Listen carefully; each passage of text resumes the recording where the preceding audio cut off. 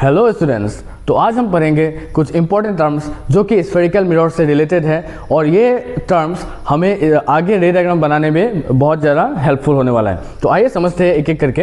तो सबसे पहले हम लोग पढ़ेंगे अबाउट द प्रिंसिपल एक्सिस। तो प्रिंसिपल एक्सिस क्या है, आइए उसके बारे में पढ़ते हैं।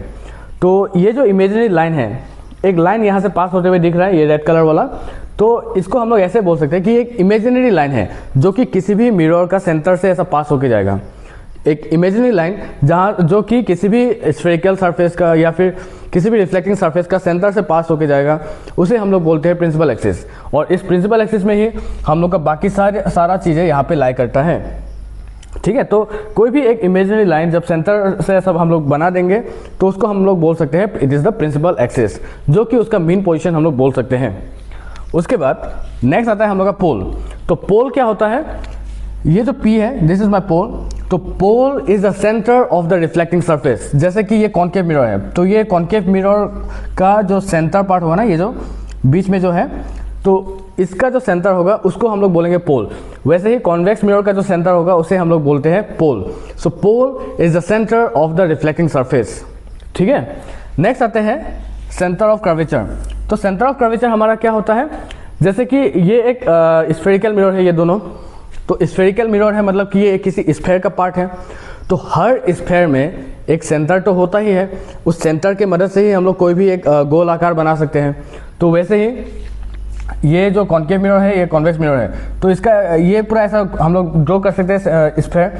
तो अगर वो स्फेयर होगा तो उसका कुछ एक सेंटर होगा ना, तो वो जो सेंटर है उस स्फेयर का, उससे हम लोग बोलते हैं सेंटर ऑफ कर्वेचर।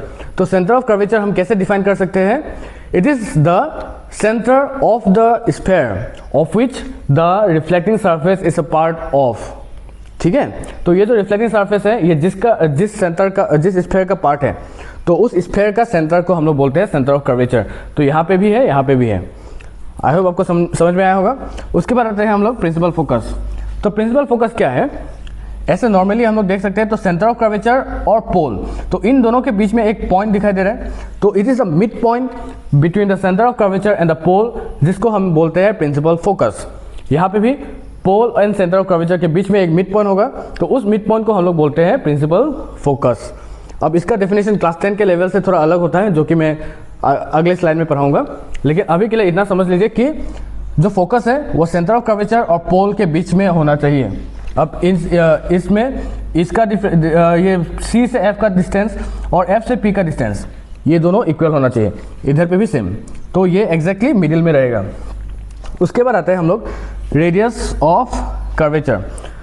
तो रेडियस ऑफ कर्वेचर क्या होता है, जैसे कि ये एक स्फेयर है, तो किसी भी स्फेयर का सेंटर है, तो सेंटर होगा तो रेडियस भी होगा। तो वैसे ही ये जो डिस्टेंस है सेंटर ऑफ कर्वेचर से लेके पोल तक का डिस्टेंस है, इसे हम लोग बोलते हैं radius of curvature. The distance from the centre of curvature to the pole, इसे हम लोग बोलते हैं रेडियस ऑफ कर्वेचर। वैसे ही इधर पे भी हम लोग का रेडियस ऑफ कर्वेचर बनेगा, ये रहा हम लोग का रेडियस ऑफ कर्वेचर। ठीक है, नेक्स्ट आते हैं हम लोग, जो लास्ट है हम लोग का, वो हो गया फोकल लेंथ। अब फोकल लेंथ क्या है, the distance from the focus to the pole. Focus से पोल का जो डिस्टेंस है इसे हम लोग बोलते हैं फोकल लेंथ। यहाँ पे भी फोकस से पोल का जो डिस्टेंस है इसे हम लोग बोलेंगे focal length. The distance from the pole of the mirror to the principal focus is called as its focal length. I hope आपको ये टर्म समझ में आया होगा। अब इसी तरीके से हम लोग इसमें एक रिलेशन बना सकते हैं, F जो फोकल लेंथ है एंड R। तो इसमें एक रिलेशन होता है that radius of curvature is equals to twice of focal length, R equals to 2F, जो इन दोनों में रिलेशन होता है। या फिर we can also write it as F equals to R/2। तो ये दो रिलेशन है इन दोनों के बीच में।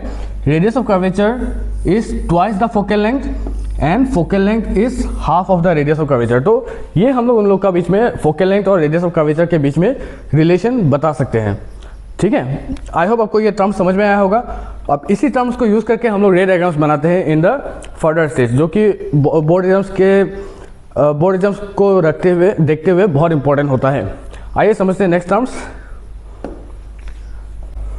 Principal focus of a concave mirror या principal focus of a convex mirror, तो उसको डिफाइन करने का तरीका क्या है उसको समझते हैं हम लोग। तो जब कॉनकेव मिरर का प्रिंसिपल फोकस के बारे में बात करेंगे तो इसको कैसे बनाएंगे, देखिए जब भी एक रे ऑफ लाइट पैरेलल जाएगा, एक रे ऑफ लाइट जब भी पैरेलल जाएगा, अब ये ऐसा अंदर घुसा हुआ है ना, तो अगर कोई भी चीज़ यहाँ पे जाएगा तो वो नीचे नीचे ऐसा झुक जाएगा ना, ऐसा नीचे गिरेगा। अगर मान लीजिए एक सरफेस ऐसा है और मैंने बॉल को ऐसा फेंका, तो वो बॉल तो इधर पे लग के नीचे घुसेगा ना। तो वैसे ही रे ऑफ लाइट यहाँ पे गिरा, ये रे ऑफ लाइट अंदर कॉन्वर्ज करने लगेगा, ये रे ऑफ लाइट अंदर ऐसे कॉन्वर्ज होगा, जिसको हम लोग बोलते हैं कॉन्वर्जिंग मिरर भी बोलते हैं हम लोग, इसलिए कॉन्केव मिरर को। तो जब भी एक रे ऑफ लाइट पैरेलल होगा प्रिंसिपल एक्सिस से, तो जब रिफ्लेक्शन होगा, रिफ्लेक्शन के बाद वो हमेशा ये फोकस से पास होके जाएगा। तो इसीलिए इसको हम लोग बोल सकते हैं principal focus of a concave mirror. ठीक है, तो इसको हम लोग कैसे बोलेंगे, डिफाइन करना हो तो when a ray of light is parallel to principal axis after reflection it converges at a point on the principal axis, that point is called as the principal focus. ठीक है, समझ में आया। जैसे फिर से हम लोग अगर इसको देखेंगे तो कभी भी एक रे ऑफ लाइट पैरेलल अगर हम लोग ड्रॉ करते हैं, वो हमेशा कन्वर्ज होने के बाद एक पॉइंट से पास होगा और उस पॉइंट को फोकस बोलेंगे, वो कहीं से भी हो। अगर मैं एक रे ऑफ लाइट को ऐसा नीचे से भी लेके जाऊं, देखिए एक रे ऑफ लाइट अगर नीचे से भी जा रहा है तो ये भी रिफ्लेक्शन के बाद सीधा फोकस से ही पास होगा, इस फोकस वाला पॉइंट से ही हमेशा पास होगा। ठीक है, तो इसीलिए क्योंकि देखिए यहाँ पे सब रे ऑफ लाइट आके अंदर जा रहा है, तो इसलिए इसको हम लोग बोल सकते हैं it is a converging mirror. तो इसी से कॉन्केव मिरर का दूसरा नाम आता है, एंड इसका दूसरा नाम हो गया कॉन्वर्जिंग मिरर। ठीक है, अब वही चीज़ हम लोग जब कॉन्वेक्स मिरर पे आते हैं, तो अभी मानिए कि एक चीज़ ऐसा बाहर ऐसा है, बाहर निकला हुआ है, तो कुछ एक अगर मैं एक बॉल को मारूँ यहाँ पे, तो ये बॉल अंदर तो नहीं आएगा, वो बाहर निकल जाएगा ना। ऐसा इस सरफेस में अगर कुछ एक आएगा तो ये यहाँ पे आने से बाहर निकल जाएगा। तो वही होता है यहाँ पे, देखिए जब भी एक रे ऑफ लाइट पैरेलल आएगा तो इसका रे ऑफ लाइट हमेशा ऐसे बाहर निकल जाएगा, जिसको हम लोग बोलते हैं डाइवर्जिंग मिरर। ठीक है, क्योंकि ये डाइवर्ज हो रहा है ना, ये ऐसा आके बाहर निकल जा रहा है, तो ये जो बाहर निकल के जा रहा है इसको हम लोग बोलते हैं डाइवर्जिंग। ठीक है, तो ये ऐसा बाहर जाएगा सो दैट ये हमेशा फोकस से पास होता है। एक्चुअली में ये बाहर जा रहा है, लेकिन ऐसा एपीआर आएगा कि ये फोकस से पास होके ऐसे बाहर जा रहा है। वैसे ही अगर मैं नीचे से भी बनाऊं तो ये ऐसा पास हो जाएगा और ये ऐसा पास होगा कि ये फोकस से ही हमेशा पास होगा। तो क्योंकि यहाँ पे रे ऑफ लाइट आके रिफ्लेक्ट करने के बाद बाहर निकल के जा रहा है, तो इसलिए हम लोग इसको बोलते हैं डाइवर्जिंग मिरर। ये हो गया हम लोग का डाइवर्जिंग मिरर। तो जब हम लोग न्यूमेरिकल्स करेंगे, तो न्यूमेरिकल्स में अगर कॉन्केव या कॉन्वेक्स मिरर के जगह पे कॉन्वर्जिंग मिरर या डाइवर्जिंग मिरर दिया है, तो तब हम लोग आइडेंटिफाई कर सकते हैं कि कॉन्वर्जिंग मिरर मतलब होगा concave mirror and diverging mirror मतलब होगा कॉन्वेक्स मिरर।